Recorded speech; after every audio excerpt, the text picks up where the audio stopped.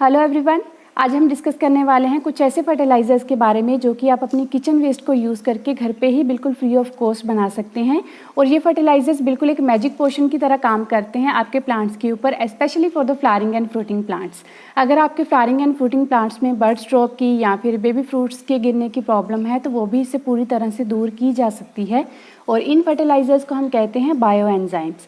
तो आज की इस वीडियो में हम देखने वाले हैं कि कैसे आप इन बायो एंजाइम्स को घर पे ही अपनी किचन वेस्ट को यूज़ करके बना सकते हैं, कैसे आपको इसे अपने प्लांट्स के ऊपर इस्तेमाल करना है और क्या क्या बेनिफिट्स आपके प्लांट्स को इन फर्टिलाइज़र्स को या बायो एंजाइम्स को यूज़ करने से मिलते हैं। प्लांट्स के अलावा और भी काफ़ी सारी एप्लीकेशंस हैं इन बायो एंजाइम्स की, जो आज की इस वीडियो में हम डिस्कस करने वाले हैं। तो चलिए शुरू करते हैं। नमस्कार, मैं Pooja Sharma and welcome to my YouTube channel एक नई सुबह।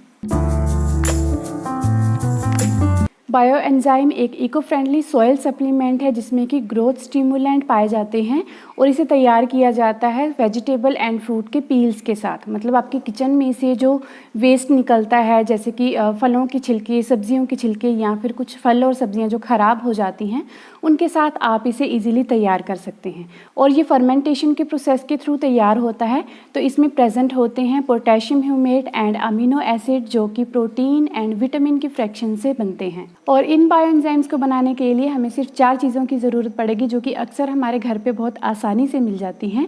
और उनमें से सबसे पहली चीज़ है फलों और सब्जियों के छिलके, जो कि अक्सर हमारे किचन से निकलते रहते हैं। उनको यूज़ करेंगे हम इन बायो एंजाइम्स को बनाने के लिए। दूसरी चीज़ हमें चाहिए होगी गुड़। कैसे भी टाइप का गुड़ आप ले सकते हैं, नया, पुराना, ख़राब, अच्छा, आपको कोई स्पेशली परचेज़ करने की ज़रूरत नहीं है। जो भी घर पे अवेलेबल है, जैसा भी है वो आप इसके लिए यूज़ कर सकते हैं। गुड़ नहीं है तो शक्कर यूज़ कर सकते हैं, जिसे कि ब्राउन शुगर भी बोला जाता है, उसको भी इसके लिए यूज़ किया जा सकता है।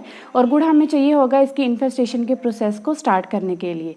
तीसरी चीज़ हमें चाहिए गॉड गिफ्टेड वाटर, जो कि सब जगह अवेलेबल है। और चौथी चीज़ हमें चाहिए कोई एयर टाइट कंटेनर जिसके अंदर हम इसे बना सकें।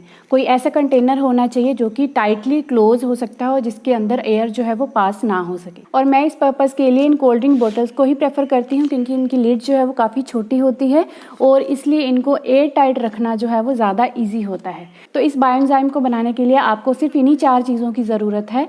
और अब देखते हैं कि इनको बनाने के लिए आपको कितनी रेशियो में कौन सी चीज़ यूज़ करनी है। तो एक कंटेनर के अंदर जितना भी आपको अमाउंट में ये चीज़ बनानी है, बायो एंजाइम बनाना है, उसमें से आपको उसका एक हिस्सा जो है वो गुड़ ऐड करना है, जैगरी या ब्राउन शुगर जो भी आप ऐड करना चाहें, उसका एक हिस्सा आपको वो गुड़ डालना है। उसके ऊपर उसी के 3 हिस्से, मतलब गुड़ का 3 गुना जो है वो आपको अपना किचन वेस्ट डालना है। फलों और सब्जियों के छिलके आपको गुड़ का 3 गुना उसमें डालना है और उसी का 10 गुना आपको डालना है उसमें पानी। मतलब एक हिस्सा आपका गुड़ हो जाएगा, 3 हिस्से आपका किचन वेस्ट फलों और सब्जियों के छिलके हो जाएंगे और 10 हिस्से आपका हो जाएगा पानी का। तो कुछ ऐसा कंटेनर यूज़ करें जिसमें कि थोड़ी सी स्पेस हो और ऊपर से थोड़ा सा एरिया खाली बचे। और ये सारा मटेरियल डालने के बाद आप उसे ऊपर से लिड को टाइटली क्लोज कर दीजिए और किसी ऐसी जगह पे रखिए जहाँ पे धूप बिल्कुल ना आती हो। शेडी एरिया में रखना है, बट किसी स्टोर के अंदर भी आप इसे ना रखें, कहीं ऐसी जगह पे रखें जहाँ पे आपकी नज़र डेली इसके ऊपर पड़ती रहे। उसका रीज़न ये है कि इसके इन्फेस्टेशन की प्रोसेस के दौरान काफ़ी सारी गैसेस जो हैं वो इसमें से निकलती हैं। यही वजह है कि इसके ऊपर के हिस्से को हम थोड़ा सा खाली ज़रूर छोड़ते हैं। एटलीस्ट 1/4 पार्ट आपको अपने कंटेनर का खाली छोड़ना चाहिए, ताकि उसको गैसेस को निकलने के लिए इसमें थोड़ी सी स्पेस बच जाए। अगर आप बोतल को पूरा ऊपर तक भर देंगे, गैसेस को स्पेस नहीं मिलेगी और बोतल्स आपकी फट भी सकती हैं। इनफैक्ट स्पेस छोड़ने के बाद भी सामने रखने के लिए मैं इसीलिए बोल रही हूँ कि जब आपको लगे कि आपका ये जो कंटेनर है ये टाइट हो गया है, जैसे अभी ये लूज़ है, प्रेस हो रहा है इजीली, बट अगर ये टाइट हो गया है तो उस टाइम पे आपको इसकी लिड को हल्का सा लूज़ करना है, ताकि जो एक्सेस गैसेस निकली हैं वो सारी बाहर निकल जाएं और फिर से आप इसे टाइटली क्लोज कर दीजिए। और आप नोटिस करेंगे कि जब आप इसकी लिड को लूज़ कर रहे हैं तो एक फिश जैसा इफेक्ट जो है वो यहाँ पे क्रिएट हो रहा है। और इन गैसेस को रिलीज़ करने के लिए पूरी तरह से भी लिड को एकदम से ओपन मत कर दीजिए, क्योंकि वो फिश के इफेक्ट के साथ आपका जो कंटेंट है या जो वाटर है वो सारा बाहर आ सकता है, जैसे कि कोल्ड ड्रिंक बॉटल्स में हम अक्सर देखते हैं। और दूसरी बात जो आपको ध्यान में रखनी है कि फिश को निकालने के टाइम पे, इसकी गैसेस को रिलीज़ करने से पहले आप बिल्कुल भी इन बोटल्स को शेक ना करें।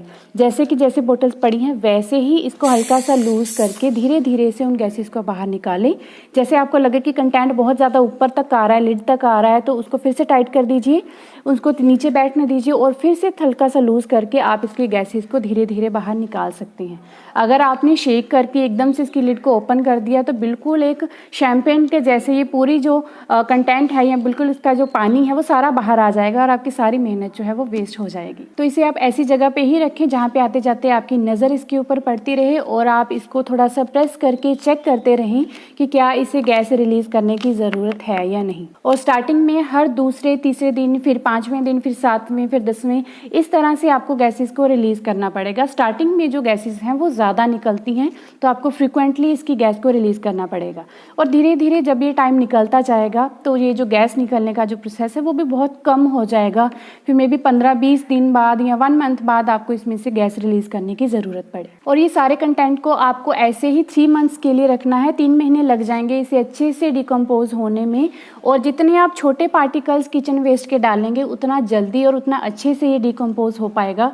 और अगर आप इसको बहुत जल्दी बनाना चाहते हैं, 3 मंथ्स तक वेट नहीं कर सकते, तो उसका एक और सोल्यूशन है, एक और कंटेंट आपको इसमें ऐड करना पड़ेगा, वो है यीस्ट पाउडर।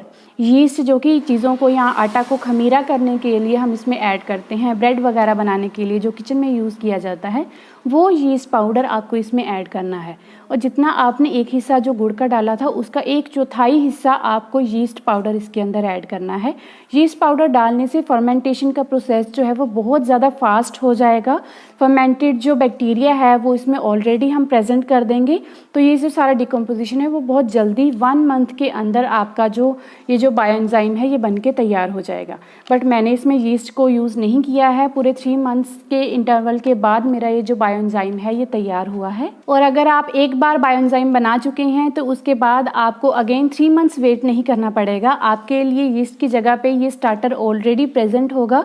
नया जो आप साइकिल तैयार करेंगे, नेक्स्ट शिफ्ट में जब आप ये बायोएंजाइम तैयार करेंगे तो उसमें 1 स्पून जो है ये बायोएंजाइम डाल दीजिए और इसी में से जो वेस्ट निकलता है छानने के बाद उसे भी आप सेम नेक्स्ट साइकिल में यूज़ कर सकते हैं, जिससे कि बैक्टीरिया ऑलरेडी इंट्रोड्यूस्ड होगा। तो 1 मंथ के अंदर आपका जो नेक्स्ट साइकिल का बायोएंजाइम है वो तैयार हो जाएगा। जब 3 महीने के बाद आपके ये बायोएंजाइम पूरी तरह से तैयार हो जाए तो उसके बाद आपको इसे छान लेना है। इस बायोएंजाइम को अपने प्लांट्स के ऊपर यूज़ करने के लिए आपको 1 लीटर पानी के अंदर करीब 2 चम्मच जो हैं वो इस लिक्विड बायोएंजाइम के डालने हैं और इस डाइल्यूटेड वाटर का 100 ml जो है वो करीब 8 से 10 इंच के पॉट में आपको देना है। मतलब अगर आप सिर्फ 2 चम्मच इस बायोएंजाइम के यूज़ करके 1 लीटर डाइल्यूटेड सोल्यूशन तैयार करते हैं तो वो सोल्यूशन आपके कम से कम 10 पॉट के लिए काफ़ी होगा।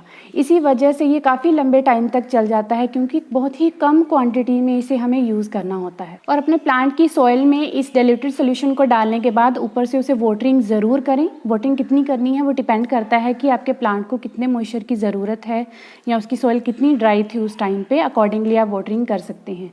और ये सारा प्रोसीजर जो है वो आपको हमेशा शाम के टाइम पे करना है क्योंकि इसमें बैक्टीरिया प्रेजेंट होते हैं जो आपके प्लांट की ग्रोथ में हेल्प करते हैं। अगर आप सूरज की गर्मी में या रोशनी में इसे यूज़ करेंगे तो वो जो बेनिफिशियल बैक्टीरिया हैं वो पहले ही ख़त्म हो जाएंगे अपनी एक्टिविटी करने से पहले ही। तो अब बात करते हैं 3 मेजर बेनिफिट्स के बारे में जो कि आपके प्लांट्स को इस बायोएंजाइम को यूज़ करने से मिलते हैं। सबसे पहला है आपके प्लांट की ओवरऑल ग्रोथ। ज़रूरी नहीं है कि आपको इसे सिर्फ अपने फ्लावरिंग या फ्रूटिंग प्लांट में ही यूज़ करना है। आप इसे अपने तुलसी के प्लांट में यूज़ कर सकते हैं, आप इसे अपने करी लीफ के प्लांट में भी यूज़ कर सकते हैं, अपने इंडोर प्लांट्स में, ऑर्नामेंटल प्लांट्स में, अरेका पाम में, इन सभी प्लांट्स में आप इसे बहुत आराम से यूज़ कर सकते हैं।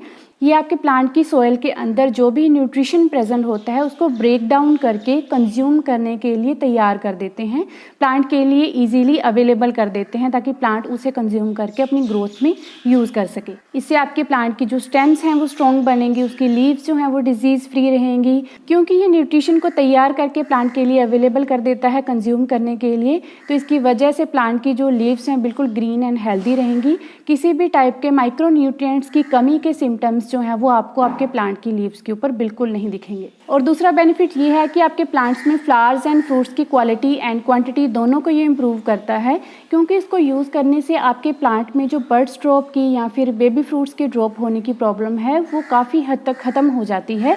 फ्रूट्स ज़्यादा टाइम तक ज़्यादा अच्छे से अपने प्लांट्स के ऊपर रहते हैं तो ऑब्वियसली उनकी क्वांटिटी अच्छी होगी। और तीसरा बेनिफिट ये है कि ये आपके प्लांट की इम्यूनिटी को इंक्रीज़ करता है। ये आपके प्लांट को डिजीज़ रेसिस्टेंस बनाता है। इसकी वजह से जो भी पेस्ट हैं वो आपके प्लांट के ऊपर जल्दी अटैक नहीं कर पाएंगे, और अटैक करते भी हैं तो वो बहुत ज़्यादा हार्म आपके प्लांट को नहीं पहुंचा पाएंगे। स्पेशली जो वायरस एंड बैक्टीरिया की वजह से जो डिजीज़ आपके प्लांट्स में या उसकी लीव्स में हो जाती हैं वो नहीं हो पाएंगी अगर आप कॉन्टिन्यूटी में इन बायोएंजाइम्स का इस्तेमाल करते रहेंगे तो। और एक और बहुत अच्छा बेनिफिट इन बायोएंजाइम्स को यूज़ करने का कि अगर आपके एरिया का वाटर जो है वो हार्ड वाटर है और उसकी वजह से आपके प्लांट्स ख़राब हो रहे हैं, तो सिंपल पानी देने के बजाय आप थोड़ी सी क्वांटिटी में इस बायोएंजाइम को उसमें ऐड कर दीजिए। तो ये जो पानी है वो आप अपने प्लांट्स को देंगे तो उसका कोई भी साइड इफ़ेक्ट आपके प्लांट्स के ऊपर नहीं हो पाएगा। आप मेरे टेबल पे देख रहे होंगे कि मैंने 3 अलग अलग बोटल्स में इसे क्यों बनाया है। आप इसे मिक्स करके भी बना सकते हैं। जो भी किचन वेस्ट या फलों या सब्जियों के छिलके होते हैं आप उसे मिक्स करके भी बायोएंजाइम एक बना सकते हैं। बट हम 3 अलग अलग टाइप के भी बना सकते हैं या इससे ज़्यादा भी हम अलग अलग टाइप के बना सकते हैं कुछ स्पेसिफिक पर्पज़ के लिए। जैसे कि ये फर्स्ट वाला जो है ये सिट्रस फ्रूट्स से बना है।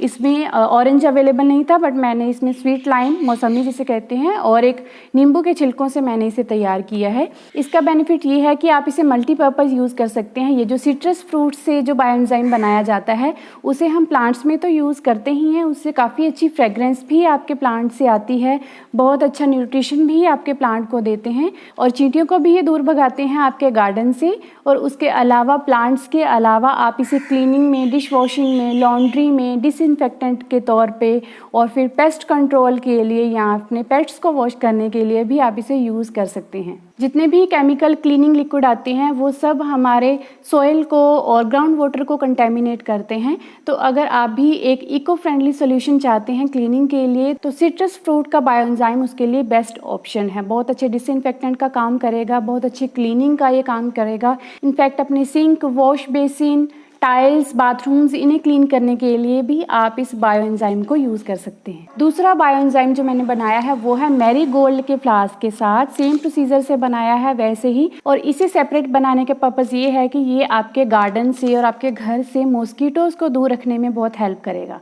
आपने अक्सर सुना होगा कि अगर आप अपने गार्डन से, घर से मच्छरों को भगाना चाहते हैं तो उस एरिया में आप मैरीगोल्ड के प्लांट्स लगा दीजिए। बट ज़्यादातर मच्छर हमें इस रेनी सीज़न में या फिर गर्मियों के सीज़न में देखने को मिलते हैं और उस टाइम पे मैरीगोल्ड के जो प्लांट्स हैं वो नहीं लगाए जा सकते हैं, उस टाइम पे उसके फूल नहीं लगते हैं। तो बेटर है कि जब इसके फ्लावर्स अवेलेबल हों उस टाइम पे आप इसका बायोएंजाइम तैयार कीजिए और साल भर आप कभी भी इसे यूज़ कर सकते हैं एज ए मॉस्किटो रिपेलेंट। और दूसरी चीज़ की इसकी फ्रेगरेंस इतनी अच्छी होती है कि आप इसे एज ए रूम फ्रेशनर भी यूज़ कर सकते हैं। और तीसरा बायोएंजाइम जो मैंने तैयार किया है ये मैंने बनाया है गार्लिक एंड अनियन के पील से। कुछ गार्लिक के क्लोव्स भी मैंने इसमें ऐड कर दिए थे और साथ में ऐड की हैं कुछ चिलीज़, 2 या 3 चिलीज़। इससे ये एक बहुत ही अच्छा पेस्टिसाइड जो है वो आपका ऑर्गेनिक पेस्टिसाइड तैयार हो जाता है। किसी भी टाइप्स के जो मिली बग्स होते हैं, थ्राइप्स होते हैं, स्पाइडर माइट्स होते हैं, उन सबको ये मारने में बहुत ज़्यादा कारगर है। बहुत इफेक्टिव सोल्यूशन है ये पेस्ट कंट्रोल के लिए। इन 3 बायोएंजाइम्स के अलावा समटाइम्स मैं बनाना पील का भी एक सेपरेट बायोएंजाइम बनाती हूँ specially for my flowering and fruiting plants, क्योंकि बनाना पील जो है वो बहुत अच्छा सोर्स होता है पोटेशियम का और फ्लावरिंग एंड फ्रूटिंग प्लांट्स के लिए पोटेशियम बहुत ज़्यादा हेल्पफुल होती है ज़्यादा क्वांटिटी में फ्लावर्स एंड फ्रूट्स को प्रोड्यूस करने के लिए और उनकी अच्छी क्वालिटी के लिए। इन 3-4 बायोएंजाइम्स के अलावा बाकी के सारे इकट्ठे भी बना सकते हैं किचन वेस्ट को यूज़ करके। बहुत ज़्यादा बेनिफिट ये आपके प्लांट्स में ऐड करते हैं। और अगर आप ऑनलाइन इन बायोएंजाइम्स की प्राइस चेक करेंगे तो नियर अबाउट 400 रुपीज़ में आपको 500 ml की एक बोतल मिलती है जो कि सेम प्रोसीजर से ही तैयार की जाती है। तो इसलिए बेटर है कि आप खुद अपना बायोएंजाइम तैयार करें। इससे आपका किचन वेस्ट भी यूज़ हो जाएगा। स्पेशली जब हम किचन वेस्ट से जो कंपोस्ट बनाते हैं उसमें हम अवॉइड करते हैं अपने सिट्रस फ्रूट्स के छिलकों को ऐड करना, तो उन सिट्रस फ्रूट्स से तो स्पेशली आप ज़रूर बायोएंजाइम बनाएं और उसे ट्राई करें। बिल्कुल फ्री ऑफ कॉस्ट आपको बहुत अच्छा न्यूट्रिशन आपके प्लांट्स के लिए मिल जाएगा। तो आई होप आपको आज की ये कंप्लीट इन्फॉर्मेशन बायोएंजाइम के बारे में अच्छी लगी होगी। तो प्लीज़ इस वीडियो को लाइक एंड शेयर करें, मेरे चैनल को सब्सक्राइब करें एंड बेल आइकन प्रेस करें for the latest video notifications. धन्यवाद।